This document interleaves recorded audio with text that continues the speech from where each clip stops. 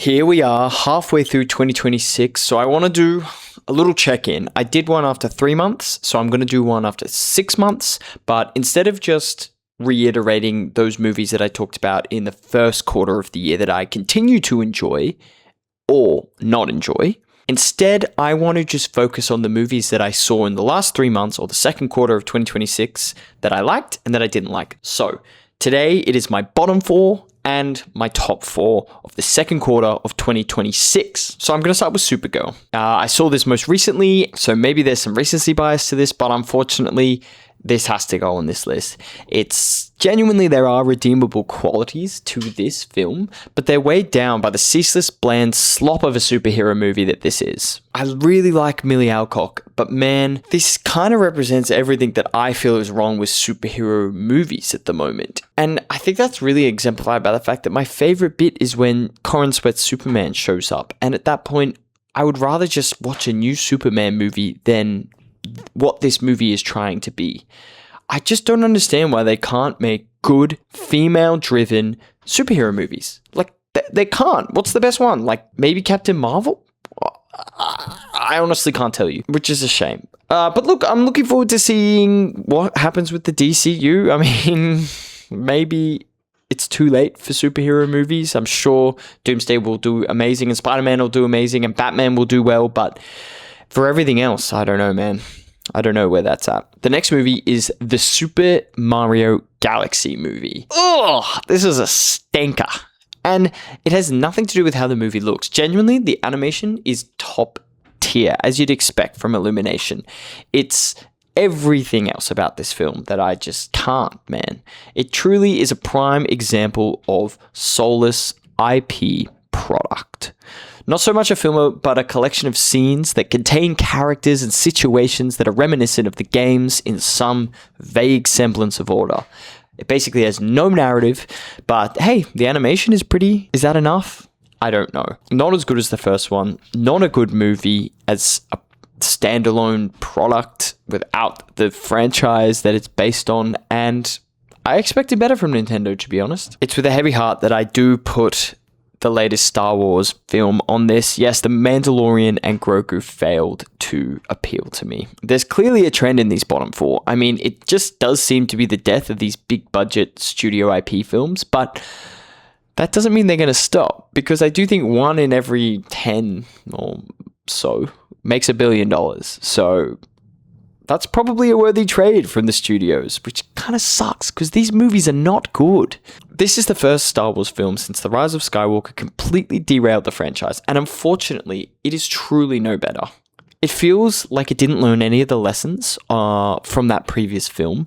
It plays it completely safe and leans back into popular characters and stories that we've seen in different ways before. Filoni, someone who I have loved leading the animation team in the past, has not transitioned very well to live action, unfortunately. And this results in a movie that is small in scale, skews children, and is unfortunately quite dull. Tough to say as a lifelong Star Wars fan, but perhaps I'm getting older or the product is getting worse. Hopefully this triggers something at Lucasfilm, at Star Wars, at Disney to rejig their vision and try something different. And we'll see with Starfighter coming out next year. So the last of my bottom 4 is one that I'm sure everyone is going to totally agree on me with. Yes, there's definitely not going to be a large group of people who will hate me for this take, but it's Michael. My biggest argument against this film is take the soundtrack out of it. Some of the most iconic music in all of history. And what are you left with? This propaganda film that extols the virtue of Michael Jackson and how great and kind and charitable he was. He does not fail at anything in this movie. The only problems he faces he overcomes simply by being him. Of course, any film that has been given approval by the estate to be made is going to paint him in nothing but a good light. I get that. But there's no room to critically analyze the figure and the myriad of issues and controversies that plagued his life. Instead, they are whitewashed or ignored for what is basically a concert film. Did not enjoy this at all. And if there is a sequel, which we'll see, it still won't cover the controversies of his later life, and thus is more akin to a fairy tale than a biopic of someone's life. And now, here are my top 4 from the last 3 months of 2026. The first one being Fjord. I saw this at the Sydney Film Festival and it premiered very quickly after Cannes, which was amazing. And this is the new film from Christian Monju, starring Renata Reinsve and Sebastian Stan. It's a really interesting film about a left-leaning country and how the ideologies of that country come into conflict with those of other countries in sort of a reversal of what you would normally see portrayed, which I think would be right-wing ideals coming into contact with left-wing ideologies. And it's fascinating. I think this will be a divisive film, but me personally, I thought it was really strong. Really good performances from Renata Reinsve and Sebastian Stan. And yeah, we'll see. If nothing else, I think it will be an excellent examination of Norway's childcare system. So really keen to talk about this film further with people once it's gone into wide release. The next film was another film that I saw at the Sydney Film Festival and premiered at Sundance. This was The Invite. This is Olivia Wilde's new film, and I really liked it.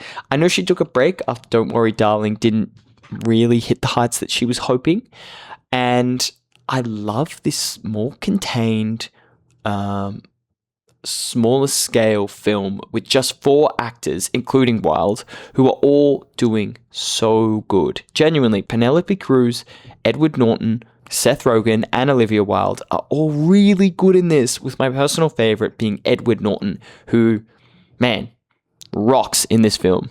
And I love seeing what he could do with the material, what all of them could do with the material. It's very well written. It's excellently shot in this self-contained apartment, and it's got a really fun, funny, and dramatic story that takes place. Really, really liked this film. The next film is one that I think will be divisive because I see a lot of people who did not like this film, but I really enjoyed Disclosure Day. This is Spielberg's new film and his latest in a long line of alien films. It's clearly a topic that he is very deeply interested in, and you can see it on screen here. I think in this day and age, it's rare to get a film that tries to be so hopeful about these existential themes of, alien encounter and what that would do to humans. But I liked the note it tried to strike, even if the end kind of lost me a bit. Regardless, I think the actual filmmaking itself was mental, as you'd expect from Spielberg. It's remarkable that he's still doing it to that degree at his age. There are certain action scenes in this that just floored me, and I really liked it. So that's that. Finally, it's the drama. This was an unexpected hit from A24, but I must say, expected by me. I was really looking forward to this because I think Zendaya and Robert Pattinson are probably the 2 biggest young stars out there today, or 2 of the biggest at least. And seeing them go toe-to-toe with each other on screen in this drama was fantastic. And what a cool premise that forces people to reevaluate how they would handle a situation like this if you found out someone you cared about was not the person you thought they were, and how you can never truly know everything about a person. Great performances from both of them. Zendaya is just so good. She can do anything, man. And she's not done yet. Neither is Robert Pattinson. Robert Pattinson still has, 2 movies coming out this year? 3? Dune, The Odyssey, and the To Catch a Predator film, which I'm very excited about, by the way. And Zendaya also has Dune and The Odyssey. So 2 very exciting films coming up. Odyssey just around the corner. Thank you very much for watching. Let me know what movies you've seen in the last few months that you've really enjoyed. Obviously, there are tons of films I could have talked about here. Masters of the Universe, I think, was another one that I really, really liked, even though maybe not everyone did. And there are a few films that I haven't managed to catch yet that I'm still going to go and see. So maybe that'll be in the next quarter. We'll see. Anyway, thank you for watching. If you like this, give me a like. Give me a subscribe. I'd really appreciate it. I post short form content on TikTok and Instagram at Films with Darcy, and here, or just reels reviewing all the movies I see in the theaters, which is a lot. And then I make a list of them all on Letterboxd. So if that interests you, you can find it at all those places. I really appreciate you. Have a great day. Tell me what you love about the movies you've seen recently. I really want to hear it.